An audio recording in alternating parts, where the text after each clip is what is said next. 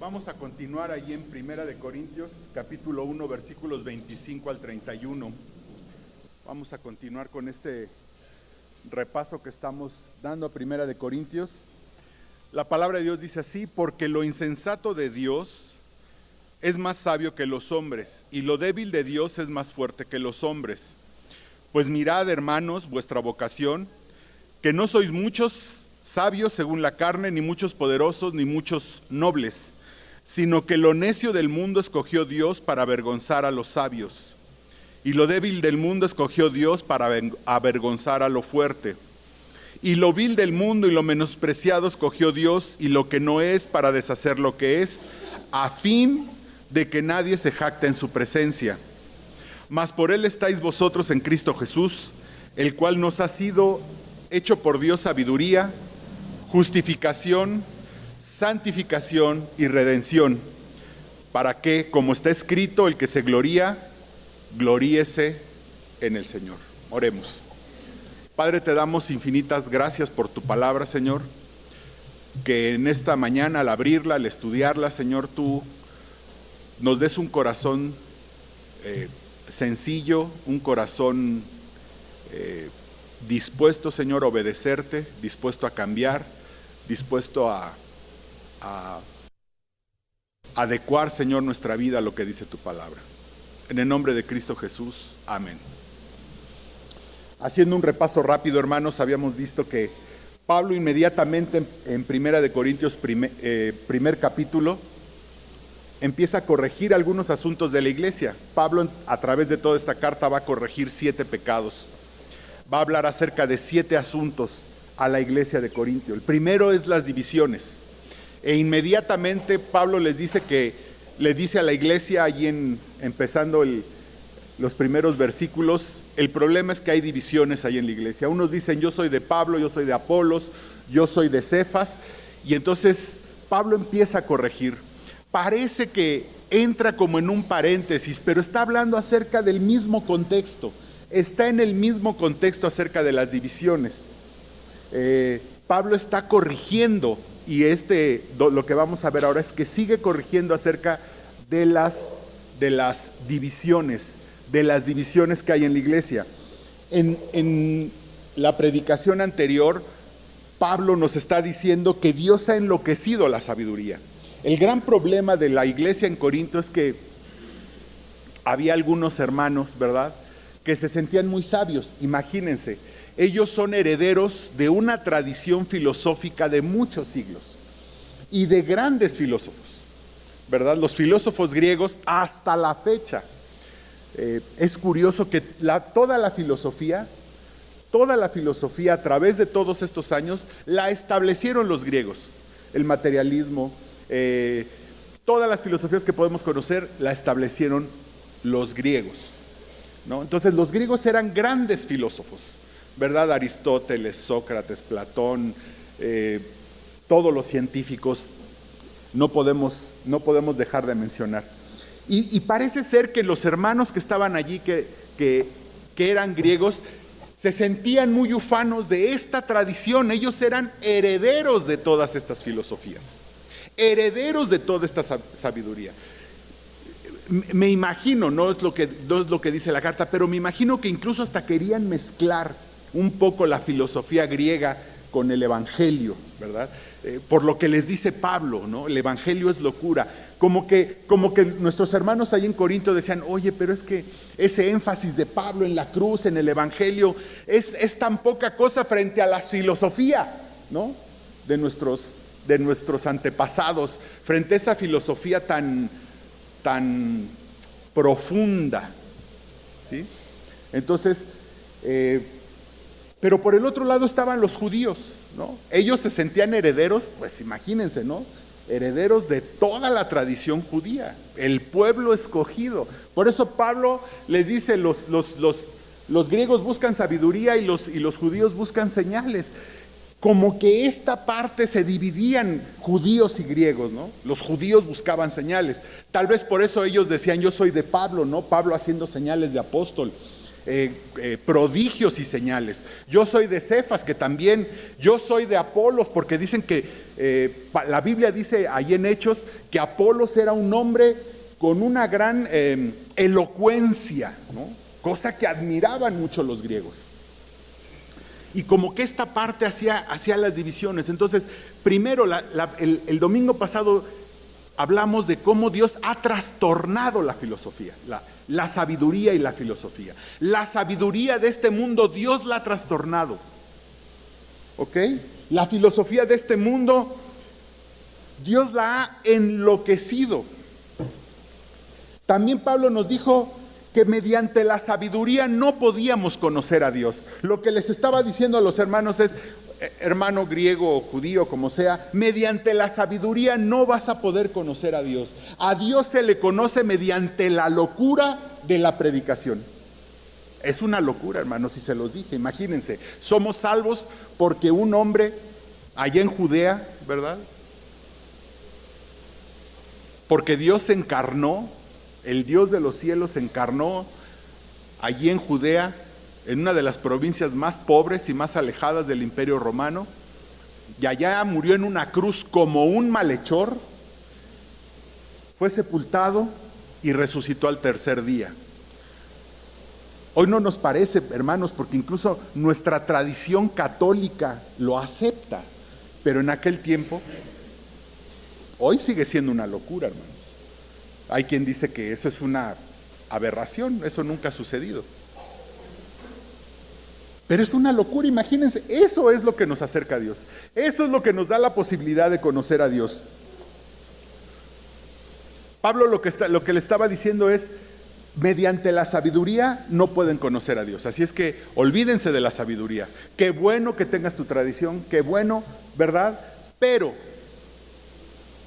a Cristo lo conocemos mediante la locura de la predicación, y nuestro mensaje es a Cristo y este crucificado. Ese es el mensaje. Eso sí nos une, hermano, porque entonces no importa tu contexto, no importa tu educación, no importa nada. Lo que nos une es Cristo y la cruz. Ahora, en este pasaje va a continuar con el argumento Pablo. Pablo empieza con una palabra y en el versículo 25, porque esta palabra es un conector en donde va a empezar a concluir su pensamiento. Es otra traducción de esta palabra sería dado que, está concluyendo, sigue hablando, sigue argumentando, pero va a argumentar desde otro punto de vista. Y entonces ahora va a entrar directo. Antes estaba hablando de la sabiduría, pero ahora va a hablar de las personas. Ahora te va a hablar a ti como persona. Dice, dado que, déjeme decirlo así el versículo 25. ¿Y por qué tiene que hablar ahora de las personas? Por una sencilla razón, hermanos. Las divisiones son causadas, no hay otra razón, hermano, porque tenemos muy alto concepto de nosotros mismos. No hay otra razón, No hay otra razón. Las divisiones son causadas porque tenemos un muy alto concepto de nosotros mismos. Y en Corintio había hermanos muy sabios. En Corintio había hermanos muy sabios, muy orgullosos de su tradición filosófica. También había muchos hermanos muy orgullosos de su tradición judía. Quiero imaginarme que de repente los judíos decían, bueno, es que nosotros somos el pueblo escogido, y los griegos decían, no, pero es que nuestra filosofía, ¿no? Y entonces eso como que los empezaba a separar. El asunto, hermanos, es que de una o de otra manera se sentían superiores a los otros. ¿Sí? Al decir yo soy de Pablo, ¿qué estaba diciendo esa persona? Pues Pablo y nosotros, los que estamos con Pablo, pues somos los meros papas fritas, ¿no? El otro decía, yo soy de Apolos. ¿Qué estaba diciendo? Yo soy de Apolos, ¿qué quiere decir? Ah, no, los de Apolos y nosotros pues somos los papas fritas. Y eso es lo que realmente causa la división, hermano. Pensar que cada uno de nosotros tiene una superioridad de alguna manera frente a los otros, la que sea. Pero ahora Pablo sigue con su argumento y va a ubicar exactamente nuestra posición. Va a ubicar exactamente nuestra posición. que no somos sabios, ni fuertes, ni mejores, que Dios es todo. Versículo 25 dice: porque lo insensato de Dios es más sabio que los hombres, y lo débil de Dios es más fuerte que los hombres. El primer punto de lo que Pablo estaba diciendo: comparado con Dios somos débiles y necios. Si en la carne yo me comparo con alguien, probablemente pudiera ser más sabio, más fuerte. Pero si me comparo con Dios, comparados con Dios, somos débiles y somos necios. Pablo tenía que dejar claro que la jactancia era absolutamente absurda. La jactancia era absolutamente absurda. Delante de Dios, nuestra sabiduría o nuestra fortaleza no vale nada. Lo débil de Dios es más fuerte que los hombres. Lo necio de Dios es más sabio que lo de los hombres. ¿Dónde está la jactancia?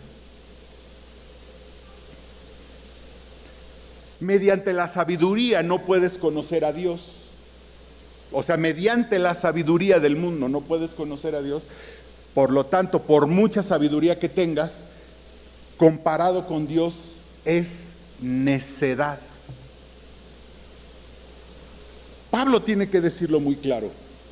Pablo tiene que decir que esa jactancia, lo único que estaba haciendo era dividiendo a la iglesia. Es una jactancia que solo divide a la iglesia. Lo necio de Dios es más sabio que los hombres. Y déjeme decirte, la actitud correcta, hermanos, no quiere decir que por ser cristianos debamos de ser ignorantes. No, entonces ahora me voy a hacer un ignorante para ser un buen cristiano. No, hermano. No. Porque entonces caeríamos en un absurdo.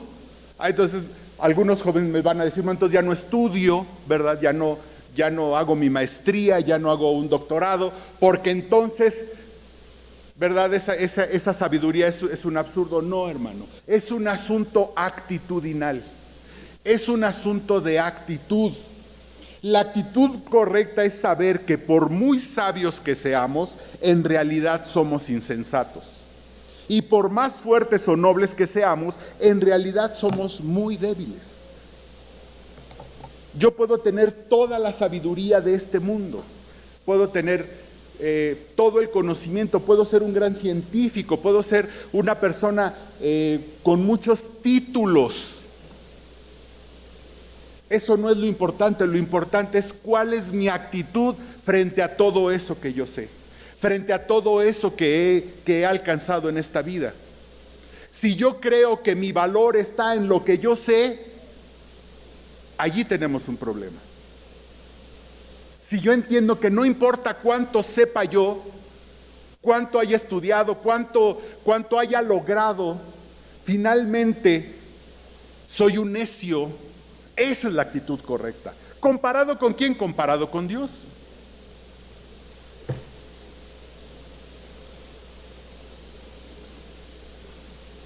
Es una actitud, hermanos. Es una actitud. Si usted, hermano, está pensando estudiar una maestría, estudiar una carrera, obtener un título, hermano, hágalo, por favor. Hay hermanos que me dicen: hermano, quiero estudiar en un seminario para saber más de... Hágalo, hermano, hágalo. De veras, hágalo. Estudie. Aprenda. Sepa más cosas. Prepárese para esta vida. Prepárese. Por supuesto que sí. Pero sepa, hermano, que eso no lo hace. No lo hace mejor. De hecho, comparado con Dios, seguimos siendo necios. Esa es la actitud correcta. Fíjese la actitud de Pablo. Y eso lo dice un poquito más adelante en el capítulo 4, versículo 10. Nosotros somos insensatos por amor de Cristo, mas vosotros prudentes en Cristo. Nosotros débiles, mas vosotros fuertes. Vosotros honorables, mas nosotros desgraciados. Es una actitud. Es claro que Pablo había recibido unos misterios que no habían sido revelados a ningún otro. Dice Pablo, los misterios que estaban ocultos desde antes nos fueron revelados a nosotros. Y Pablo lo dice ahí en Efesios, lo dice ahí en Colosenses, los misterios de Dios que le fueron revelados. Él fue llevado al tercer cielo y le fueron revelados misterios indecibles. Sin embargo, él estaba consciente que era una persona débil, completamente delante de Dios. Una persona completamente débil delante de Dios. Segundo punto, hermanos, nunca nos podremos jactar delante de Dios. Versículo 26, pues mirad, hermanos, vuestra vocación, que no sois muchos sabios según la carne, ni muchos poderosos, ni muchos nobles, sino que lo necio del mundo escogió Dios para avergonzar a los sabios, y lo débil del mundo escogió Dios para avergonzar a lo fuerte. Y lo vil del mundo y lo menospreciado escogió Dios, y lo que no es para deshacer lo que es, a fin de que nadie se jacte en su presencia. Para entender un poco mejor este versículo, ahí en el versículo 26 dice, pues mirad, hermanos, vuestra vocación. Esa palabra, vocación, no es tanto lo que entendemos actualmente como vocación, eso puede ya traducirse como el estado, ¿verdad? Según, hermanos, el estado en el que están o el estado en el que fueron llamados. Pues mirad, hermanos, el estado en el que fueron llamados. ¿Qué Pablo les estaba diciendo? A ver, vamos a hacer un análisis, hermanos. No hay muchos sabios en esta iglesia. ¿Qué quiere decir? Que sí había sabios, por supuesto que sí había sabios. Sabios según la carne, pero no eran muchos. La realidad es que no eran muchos. Eran unos cuantos que realmente eran sabios. Dice, ni muchos poderosos. Sí había gente poderosa en la iglesia. Y sí había gente noble en la iglesia. Dice, pero no son muchos. Por supuesto que no son muchos. Eran unos cuantos los que eran sabios, eran unos cuantos los que eran nobles, eran unos cuantos los que eran poderosos. Pablo lo que les estaba diciendo, por favor, ni siquiera hay muchos sabios, ni siquiera hay muchos nobles, ni siquiera hay muchos poderosos dentro de ustedes. Y esa es la realidad de muchas de nuestras iglesias, hermanos. ¿Cuántos sabios hay en esta iglesia? Realmente sabios. Algunos cuantos, hermanos. ¿Cuántos poderosos hay en esta iglesia? Pues creo que nadie. Nadie, ¿no? No tenemos aquí a alguien verdaderamente poderoso. ¿O cuántos nobles? Digo, no sé, hermanos, pero ¿cuántos nobles? Aquí hay un marqués o un conde o no sé, o nobleza de otro tipo. No los hay, hermano, y esa es la realidad de nuestras iglesias. Esa es la realidad. Hay una iglesia en Houston, ¿no? El pastor decía, novio, dice, yo tengo una filosofía, decía este pastor. Dice, yo gano a los ricos, ¿verdad? Para que con su dinero después me vaya a ganar a los pobres. El problema es que nunca daba el segundo paso, ¿no? Nada más ganaba a los ricos. Nunca dio el siguiente paso, como que nunca lo, ¿cómo se llama? Nunca lo dio. Probablemente esa iglesia estaba llena de ricos. Pero el común de nuestras iglesias es así, hermanos, ¿no? La verdad es que no habemos ni nobles, ni poderosos, ni sabios, ¿no? Aquí, digo, ojalá de aquí un día saliera un premio Nobel, pero no lo hay, ¿no? Hoy no lo hay. Y era Pablo lo que le estaba diciendo. O sea, ¿qué decía Pablo? O sea, su jactancia es todavía más absurda. Ni siquiera en la carne son más sabios. Hay muchos sabios, ni muchos nobles, ni muchos poderosos. Su jactancia es todavía más absurda. Algunos creían que solo su herencia griega o su herencia judía. Pero Pablo lo que les decía es, ni siquiera hay muchos sabios, ni muchos nobles, ni muchos poderosos. Ahora bien, Pablo les está diciendo algo bien interesante. Dios escogió a lo necio. Dios escogió a lo necio, a lo débil, a lo vil y menospreciado, a lo que no es para deshacerlo, a lo sabio, a lo necio para avergonzar a lo sabio, a lo débil para avergonzar a lo fuerte, a lo vil y menospreciado. Eso es lo que escogió Dios. Déjeme decirle, porque alguien me puede decir, fue un pensamiento, entonces yo soy un necio, soy débil, vil y menospreciado, y esa fue la razón por la que Dios me escogió. Sí, por supuesto que sí. Pero ¿sabe qué, hermano? Si nosotros no nos hicimos necios, si nosotros no nos hicimos débiles, si nosotros no nos consideramos viles y menospreciados, cuando alguien nos predicó del Señor Jesucristo, Cristo no podía alcanzarnos, hermanos. Cristo no podía alcanzarnos. Le voy a contar una historia. Yo crecí en un hogar ateo. Mi mamá era atea, fue atea. Mi mamá dejó de ser católica, déjeme decirlo, a los 16 años. Ella algo vio, se decepcionó, nunca nos platicó exactamente qué, pero ella dejó de ser católica, creo que a los 16 años, y a los 18 se declaró ella completamente atea, completamente atea.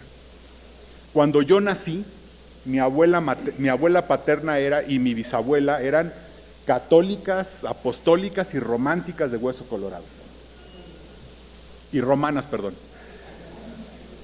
Y entonces mi abuela, ¿verdad?, a fuerzas quería bautizarme.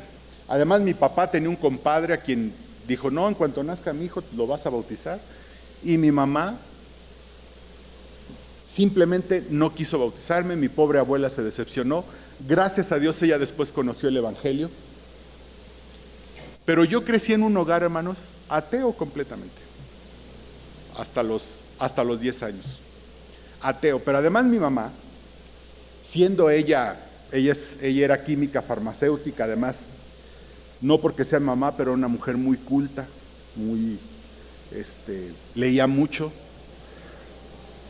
Me acuerdo que una vez llegaron unos testigos de Jehová y los hizo pedazos, bueno, desde su punto de vista. Y luego llegaron unos mormones, igual. A ella le predicaron muchas veces los cristianos y no, ella sentía que con sus argumentos, ¿verdad?, los hacía pomada y se enorgullecía de que no le podían contestar sus argumentos a mi mamá. Pero un día, ¿verdad?,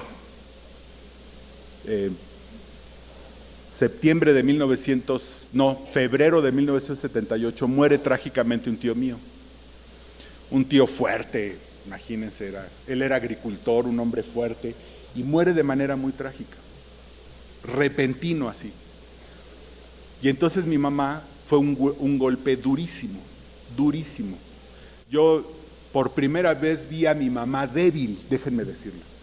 Por primera vez vi a mi mamá sin saber qué hacer. Yo en ese tiempo iba a cumplir 10 años de edad. Y entonces mi mamá se acordó de que cuando ella era niña, ¿verdad?, ella iba a una iglesia cristiana. Y entonces le preguntó una vecina, oye, ¿tú sabes dónde hay aquí una iglesia? Dice, ¿dónde canten? Así, entonces ella le dijo, sí, mira, ahí en Sierra Breña hay una iglesia. Dice, ahí hay un pastor, ¿no? Entonces mamá fue un miércoles, ¿verdad?, un miércoles de oración, llegó y vio a un pastor muy jovencito, tenía en ese momento como 20 años, Rodolfo Bustos. Y mi mamá con su soberbia dijo, no, ahorita lo voy a hacer pedazo, pobre chamaco, ¿no? En ese momento mi mamá conoció al Señor, febrero de 1978. En ese momento mamá se entregó al Señor, pero ¿saben qué, hermanos? Ella tuvo que llegar a ser necia, débil, vil y menospreciada. Eso es lo que nos está diciendo Pablo. No lo que en realidad, no lo que somos en la carne. En la carne podemos ser sabios, Podemos tener muchos títulos, podemos ser muy inteligentes, podemos tener muchas posibilidades económicas, no importa. Dios puede llegar a nuestros corazones hasta que nos quebrantamos y nos consideramos necios, débiles, viles y menospreciados. Si no reconocemos nuestro pecado, si no reconocemos nuestra auténtica condición de pecadores y que caminamos hacia el infierno, si no reconocemos eso, hermanos, el Señor no puede rescatarnos. Eso es lo que está diciendo Pablo. Lo necio, lo vil, lo menospreciado, eso se escogió Dios, por supuesto, hermano, porque si nosotros no reconocemos esa condición real de nuestras vidas, Cristo no nos puede rescatar. Recuerde cómo llegó al Señor. Nada más haga un recuento de cómo llegó usted al Señor. Tuvo que llegar usted a un punto y decir: sí, soy un necio, soy un vil, soy un menospreciado, soy un pecador que camina hacia el infierno. Para que entonces Cristo lo pudiera rescatar. Eso es lo que nos está diciendo Pablo. Desde nuestra posición de altura, Dios no nos puede, Cristo no nos puede rescatar. Sí puede, pero la condición es que nosotros nos hagamos viles y menospreciados.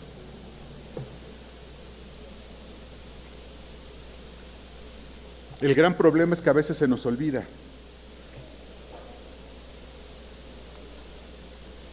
Es un asunto de actitud.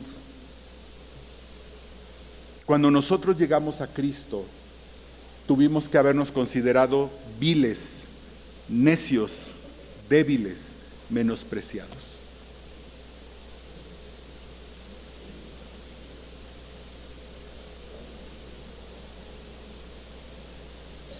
Personas que creen que valen algo, hermano, no pueden venir al Señor. No lo necesitan, punto. No lo necesitan. Si usted cree que tiene algo, no lo necesita.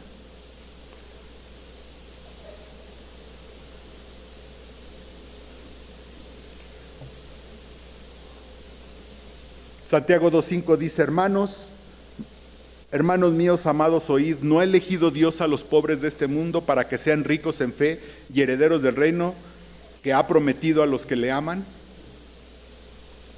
No quiere decir que todos seamos pobres. ¿No nos prometió Dios que nada nos iba a faltar? No, hermanos, es una actitud de pobreza. Es una actitud de saber que no soy nada. Es una actitud de que la realidad es que solo soy un pecador redimido. Esa es mi única realidad, hermanos. Yo puedo tener títulos, yo puedo haber alcanzado lo que sea, éxito, lo que sea. La única realidad, la única, es que soy un pecador redimido. Punto. No hay más, hermano. No hay más. Ahora, ¿por qué, hermano? ¿Por qué Dios hace esto? Dios hace esto por una única razón, hermanos. Para que no nos jactemos delante de Él. Dios nunca nos va a compartir un poquito de su gloria. Toda la gloria es del Señor Jesucristo. Todo el mérito es por lo que Él hace en nuestras vidas. Ni siquiera nuestra santidad es mérito nuestro. Ni siquiera nuestra santidad es mérito nuestro, hermanos. Dios no nos va a compartir su gloria. Nada. Si usted cree que usted llegó al Señor porque usted es muy inteligente, porque Dios lo escogió, porque usted era muy bueno, porque usted tenía algo por lo cual Dios lo escogió, hermano, usted está equivocado. Dios no le va a compartir absolutamente nada, ni un ápice, ni un poquito de su gloria. No nos va a conceder absolutamente ningún mérito en nuestra salvación, pero tampoco en nuestra santidad. Para que tampoco se siga creyendo que usted es algo.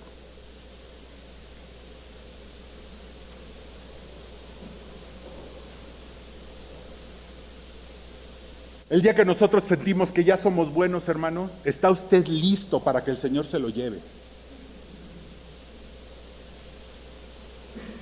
Porque Dios no nos va a dar ningún mérito, ninguno, ni un poquito, ni en nuestra salvación, ni en nuestra santidad. Pablo dice, para que nadie se jacte en su presencia. Me da mucha curiosidad, a veces escucho hermanos, ¿no?, que dicen, ay, hermano, es que tengo este asunto, este pecado que me sigue, que estoy haciendo, que no puedo, ¿verdad? Pero le estoy echando muchas ganas. Y siempre les digo, hermano, sígale echando ganas, porque lo único que va a encontrar es puro fracaso. Usted nunca va a tener poder frente al pecado por la fuerza de voluntad. Eso querría decir que usted tiene el poder para vencer el pecado. Con fuerza de voluntad usted nunca va a poder vencer el pecado. Ese es un asunto que Cristo lo va a lograr. Y el mérito es solo de Él y nada más que de Él. Si usted es capaz de vivir la vida cristiana, si usted es capaz de venir a esta iglesia, si usted es capaz de predicar el evangelio, si usted es capaz de tener una vida limpia, si usted es capaz de trabajar en un programa, si usted es capaz de hacer algo en el reino de Dios, el mérito 100% y absolutamente es de nuestro Señor Jesucristo. Nada de ese mérito es suyo. Nada. Nada, absolutamente nada. Porque no nos podemos jactar en su presencia. Último punto, nuestra única jactancia es Cristo nuestro Salvador. Versículo 30, mas por Él estáis vosotros en Cristo Jesús, el cual nos ha sido hecho por Dios sabiduría, justificación, santificación y redención, para que, como está escrito, el que se gloría, gloríese en el Señor. Mire, déjeme hacerle un juego mental. De aquí a 100 años, vamos a situarnos de aquí en el 2119, ¿verdad? ¿Qué es lo único importante? ¿Cuál es la única pregunta importante que nos tenemos que hacer acerca de nosotros? O sea, ¿cuál es la pregunta que yo me tengo que hacer respecto de mí? ¿La fortuna que amasé dentro de 100 años? ¿Los títulos que obtuve? Eso es importante. O sea, dentro de 100 años eso va a ser la pregunta que tengo que hacer acerca de mí. ¿Los títulos que tengo? ¿Será esa? La fortuna que haya amasado, los carros que compré, el poder que adquirí. Eso es lo importante, hermanos, dentro de 100 años. 100 años, ¿eh? No, hermanos. La pregunta realmente importante para dentro de 100 años es: ¿dónde estoy? ¿Estoy cocinándome a fuego lento en el infierno? ¿O estoy con el Señor disfrutando de la vida eterna? Es la verdadera pregunta dentro de 100 años. Pregúntese dentro de 100 años, ¿qué va a ser lo más importante? Ni siquiera con quién me casé, ni los hijos que tuve, ni siquiera eso va a ser tan importante. La pregunta importante va a ser: ¿dónde estoy?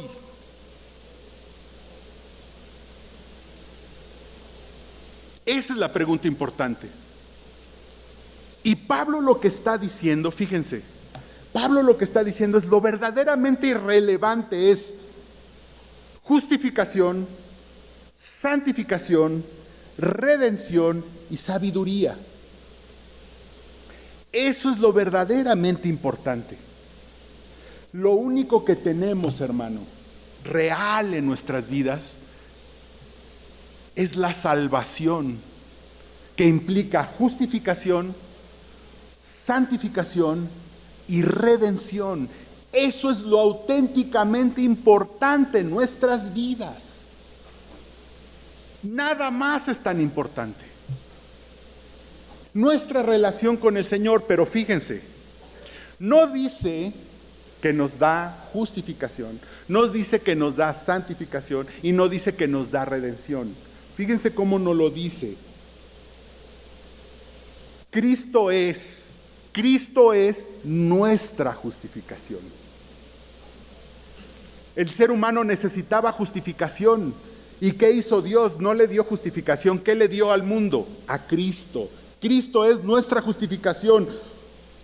Cristo es toda nuestra justificación. Él pagó en una cruz por nuestra justificación.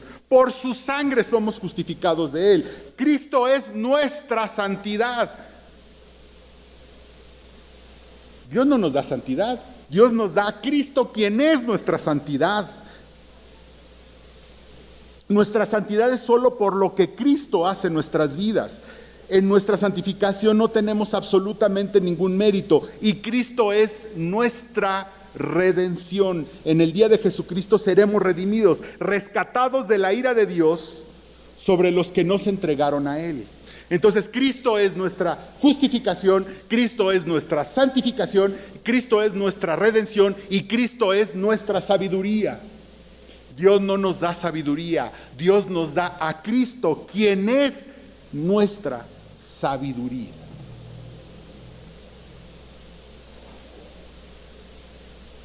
Lo verdaderamente importante en su vida, hermano, y en mi vida, es la salvación.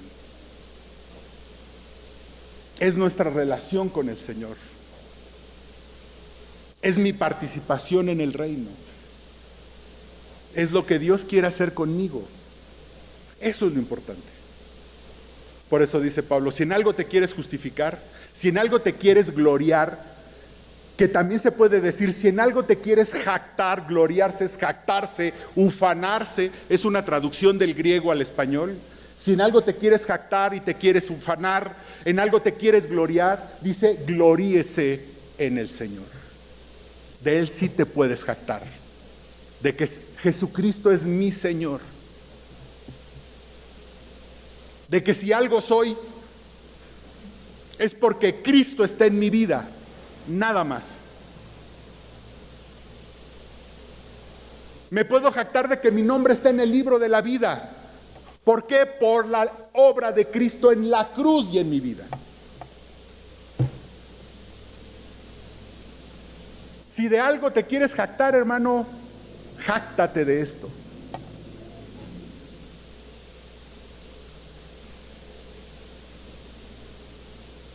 Si alguno se quiere gloriar, dice Pablo, gloríese en el Señor.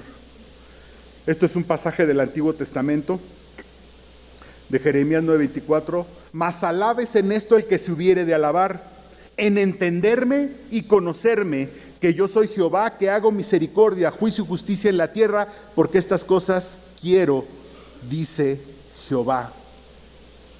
Jactarnos de Cristo, de lo que es para nosotros, de lo que hace en nuestras vidas, que no vale nada, porque en Cristo y en su obra sobre nosotros tenemos todo esto: justificación, santificación, redención y sabiduría. Pablo dice ahí en Gálatas 6:14, pero lejos esté de mí gloriarme, dices, lejos de mí esté jactarme, sino en la cruz de nuestro Señor Jesucristo, por quien el mundo me es crucificado a mí y yo al mundo. Hermano, ¿quieres jactarte? Jáctate en Cristo. Gloríate en la obra del Señor en tu vida. Jáctate de lo que Dios hace en tu vida. De que tienes justificación, santificación, redención y sabiduría.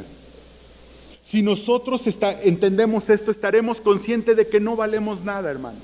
No valemos absolutamente nada. De que lo que tenemos valioso solamente es en Cristo y por lo tanto nuestra jactancia es vana y solo es válida si es por lo que Cristo ha hecho en nuestras vidas.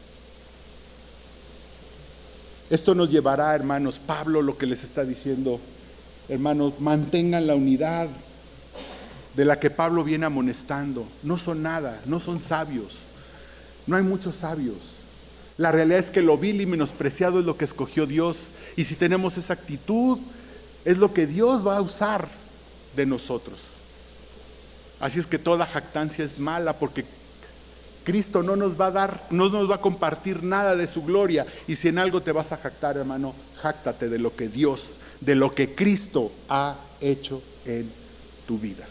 Oremos. Padre, te damos gracias, Señor, por este amor tan grande que tú nos has tenido. Gracias, Padre,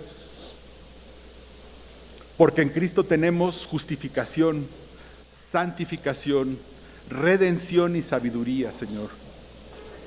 Gracias, Padre, porque Cristo ha sido nuestra salvación, es nuestra salvación, es nuestra justificación, nuestra santificación, nuestra redención. Gracias, Padre, porque podemos entender completamente y absolutamente, Señor, que sin ti no somos nada. Somos de lo vil y menospreciado.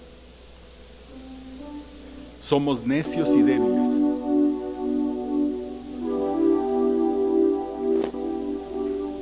Y si tú nos visitas por primera vez, si nunca has conocido al Señor Jesucristo de manera personal, si Cristo no es en tu vida justificación, santificación, redención, sabiduría, hoy es el momento. Pero ya oíste la condición. Es considerarte necio, débil, vil y menospreciado. Y considerarte eso por tu pecado. Porque tu pecado te lleva al infierno. Porque tu pecado te ha hecho vil. Porque tu pecado te ha hecho menospreciado. Tal vez tú no lo reconozcas, pero tu pecado te ha hecho eso. Y tu pecado finalmente te va a destruir. Porque te va a llevar al infierno, a una eternidad sin Cristo. Pero la buena noticia es que Cristo murió en una cruz para que tú no tengas que pasar eso.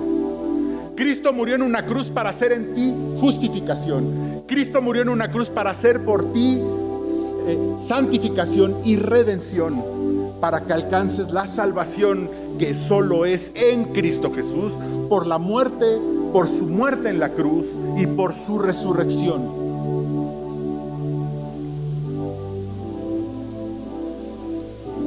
Lo único que tienes que hacer es pedirle perdón a Dios.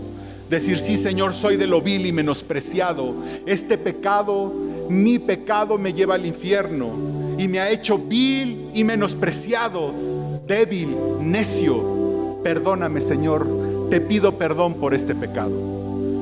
Te pido perdón por estos pecados. Los reconozco. Están delante de ti, Señor. Te pido que me perdones. Díselo allí en tu corazón, en silencio.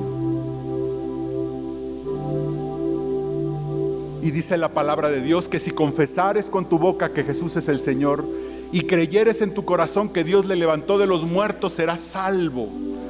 Dile: Señor, creo que tú eres el Señor. Creo que resucitaste de los muertos.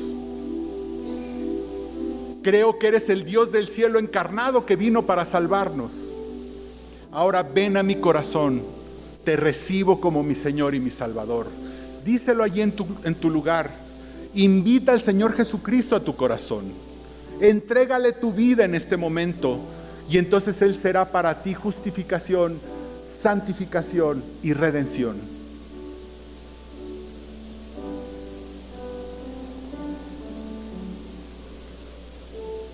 Él te escucha. Él te está escuchando. Entrégale tu vida.